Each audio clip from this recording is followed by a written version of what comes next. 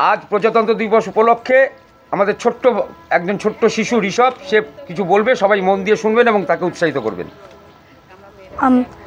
আমি বলতে চাইব, আমাদের ভারতকে, পৃথিবীতে অনেক জায়গা আছে, অনেক দেশ আছে, সব দেশ শক্তিশালী দেশ, আমাদের ভারতেরকেই কেন এত আমাদের ভারতে এসে কেন আমাদের ভারত থেকেই এত কিছু নিয়ে গেল?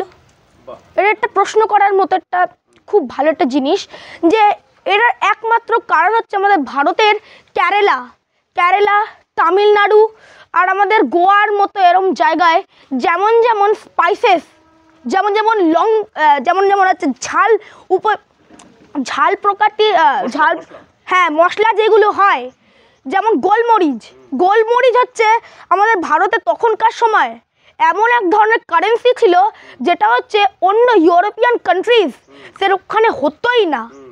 তখন ইউরোপিয়ান কান্ট্রিজ এখানে এসে বিনামূল্যে যত টাকা দেওয়ার ছিল তত টাকা দিয়ে এখান থেকে ব্ল্যাক পেপার কিনে নিয়ে যেত। আর তখন ইউরোপে ছিল মহা খতরনাক প্লেগে সবাই ব্ল্যাক পেপার খেলে প্লেগের একটা ওষুধ ছিল এটা।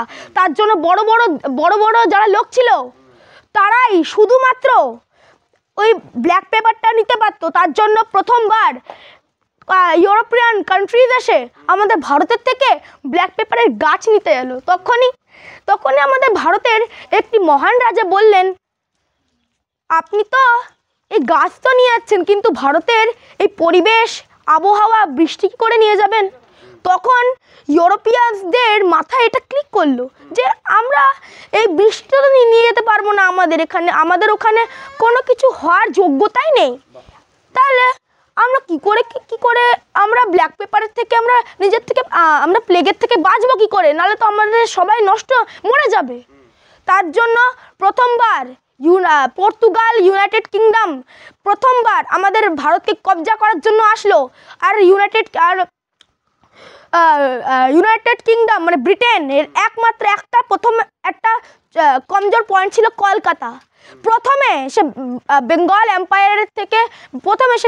এম্পায়ারের পোর্টে আসলো, এসে আমাদের বেঙ্গলের এম্পায়ারের সাথে হাত মিলিয়ে আমাদের এখানে বড় বড় কিলা তৈরি করলো। যেমন আমাদের এখানে যেমন ভিক্টোরিয়া মেমোরিয়াল, বড় বড় জিনিস তৈরি করে আস্তে আস্তে বাংলার উপরে নিজের সাম্রাজ্য তৈরি করতে শুরু করলো। তারপর আস্তে আস্তে বাংলার রাস্তাটা যেই বন্ধ হলো, সেই আস্তে আস্তে ইস্ট ইন্ডিয়ার দিকে নিজের কদম ফেললো, ইস্ট ইন্ডিয়াটাকেও নিজের মধ্যে নিয়ে নিল। তারপর আস্তে আস্তে বিহার, আস্তে আস্তে উত্তরপ্রদেশ থেকে পুরো ভারতকে নিজের কবজায় নিয়ে নিল। তারপরে ভারত, পাকিস্তান, বাংলাদেশ এই তিনটে একসাথে হয়ে গেল। তখন ভারত থেকেই মানে ভারতের লোকজন থেকেই ওরা এত বড় বড় হোটেল বিল্ডিং বানাতো, সেখানেই আমাদের ভারতবাসীদের যাওয়া নিষেধ ছিল। ওখানে রেস্তোরাঁর সামনে বোর্ড লাগানো হতো যে কালো রঙের মানুষ আর কুকুরদের ঢোকা বা প্রবেশ নিষেধ। আমাদের থেকেই যে ম্যাটেরিয়ালস নিয়ে আমাদের থেকেই খাটনি করিয়ে আমাদেরকে কম পয়সা দিয়ে আমাদের জায়গায় ঢুকতে দেওয়া হতো না। আর কুকুরের সাথে তুলনা করতো, যে কুকুর বাইরে শুতো, যে কুকুর ডাস্টবিন থেকে খাবার খেত, তাদের সাথে আমাদের তুলনা করতো। এটা ভারতবাসীদের জন্য এখনো লজ্জার বিষয় যে তারা এরকম করে আমাদেরকে ছোট দেখাতো।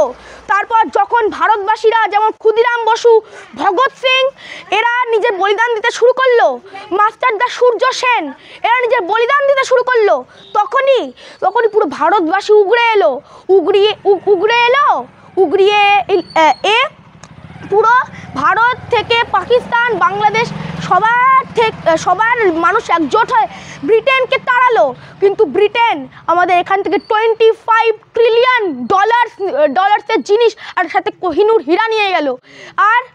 আর তা এখন যদি আমরা দেখি তাদের জিডিপি আর আমাদের জিডিপি, আমাদের যত টাকা ওরা লুটে নিয়ে গেছে, ওদের দেশের 4 থেকে 6 7টা দেশ মিলেও ওই টাকা পূরণ করতে পারবে না।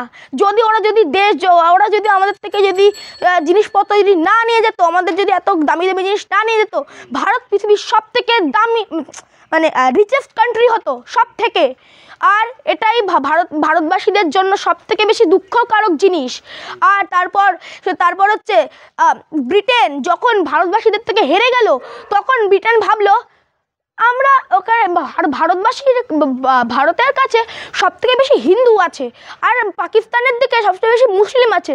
তার জন্য প্রথমবার ব্রিটেনরা যাওয়ার আগে ইস্ট পাকিস্তান আর পাকিস্তানের হচ্ছে ফরমেশন করলো। তারপর হচ্ছে ফরমেশন করার পর হিন্দু আর মুসলিমের মধ্যে এত ঝগড়াঝাটি আর লড়াই হতে শুরু করলো। যেই টেবিলে একসাথে হিন্দু মুসলিম একসাথে খেত, সেই টেবিলকেই ভাগাভাগি করে দেওয়া হলো। তারপর আস্তে আস্তে হিন্দুর মধ্যেও ছোট জাতি নিচু জাতি, কে নোংরা পরিষ্কার করবে? তার জন্য হিন্দু জাতিকেও 5-6 ভাগে ভাগ করে দেওয়া, 5 ভাগে ভাগ করে দেওয়া হলো। সব থেকে উঁচু জাত ছিল ব্রাহ্মণ, কেন কি ব্রাহ্মণ ঠাকুরের পুজো করত।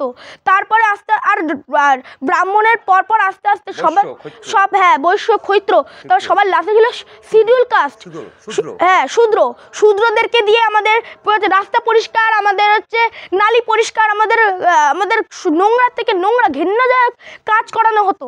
তারপর ভারতে এক মহান ব্যক্তি জন্ম নিল, ডক্টর বি.আর. আম্বেদকর। তারপর তিনি আমাদের ভারতে প্রথমবার কাস্ট যে রুলটাকে শেষ করে আমাদের সবাইকে যে ইকুয়ালিটি আনলো, ইকুয়ালিটি এনে আমাদের এই দিনটায় সেই ভারতবাসীর ইকুয়ালিটি হয়েছিল। আর তার জন্য আমরা এই দিনটিকে রিপাবলিক ডে মানে প্রজাতন্ত্র দিবস হিসাবে পালন করি। আমরা সবাই একজুট হয়ে পালন করি, তার জন্যই আমরা এই দিনটাকে এরকমভাবে সেলিব্রেট করি। Thank you. অসাধারণ অসাধারণ। একটু বাচ্চা ছেলে আপনারা দেখলেন, বয়স কত? হ্যাঁ, 10 বছর বয়স। ভারতীয় সংবিধান এবং দেখুন জাত পাত ধর্ম যেগুলো নিয়ে এতদিন আমরা বিভিন্ন বৈষম্য চলে, তার উপর সুন্দরভাবে আলোকপাত করলো। অসাধারণ। তোমাকে আর একবার বিশেষভাবে ধন্যবাদ জানাই।